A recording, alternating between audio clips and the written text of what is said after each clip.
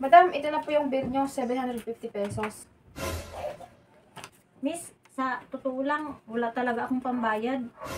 Maghugas na lang kaya ako ng plato o di kaya tumawag ka na lang ng pulis at nang makulong na lang ako. Eh, bakit nyo pa rin ginawang kumain dito sa mamahaling restaurant? Eh, alam nyo naman pala na wala kayong pambayad. Nagugutom na kasi ako eh. Kaysa manguha ako ng mga pagkain na hindi sa akin.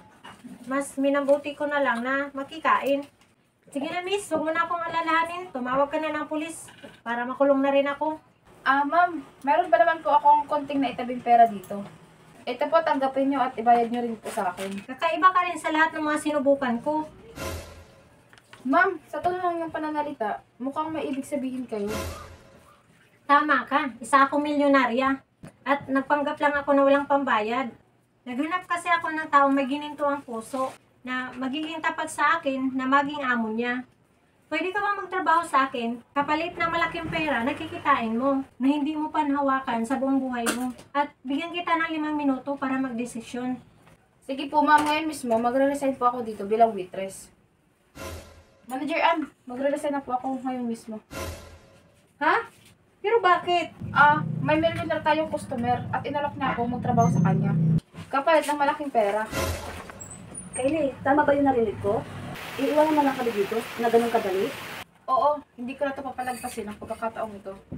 Ang malaking pera nakikitain ko. Pero Kylie, kailangan ka namin dito. Isa ka sa masipag naming waitress. Tsaka isa pa, masaya naman yung samahan natin dito Para lang tayo magbarkada dito Pasensya na pero buo na po yung desisyon ko. Ito na yung pagkakataon para umangat naman ako sa buhay. At hindi na ako habang buhay waitress. Ganun pa man, maraming salamat sa magandang samahan natin dito. Paalam sa inyo. Ma'am, nandito na po ako. Nag-resign na po ako mismo sa trabaho ko para pagsilbihan kayo. Kapalit ng malaking pera na pinangako nyo. Nako, Kylie, pasensya na pero nagbago yung isip ko. Inisip ko kasi baka balang araw iwanan mo din ako. Pag may mag-alok sa'yo ng mas malaking pera. Alam mo Kylie, ang taong tapat hindi nang iiwan. At hindi kayang baguhin ang pera, ang mga desisyon nito sa buhay. Sige Kylie, alis na ako. Kylie, narinig ko lahat ang pinag-usapan nyo.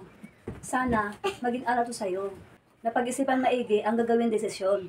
At meron tayong mga desisyon sa buhay na pagsisihan din natin sa bandang huli. At ito ang lagi mong tatandaan. Wala sa pera ang tunay na kaligayahan, kundi sa mga taong nasa paligid mo. Na tunay kang mahal na katulad namin. Nakatrabaho at kaibigan mo. Patawad Ate Love at Manager Ann. Nagkamali ako ng pinili na dapat kayo. Patawad din Kylie. Gusto man kita pabalikin sa trabaho mo, pero may sinusunod tayong patakaran. 1 taon pa ang antayin bago kita uli tanggapin dito sa trabaho. Nagliligpit ka dito ng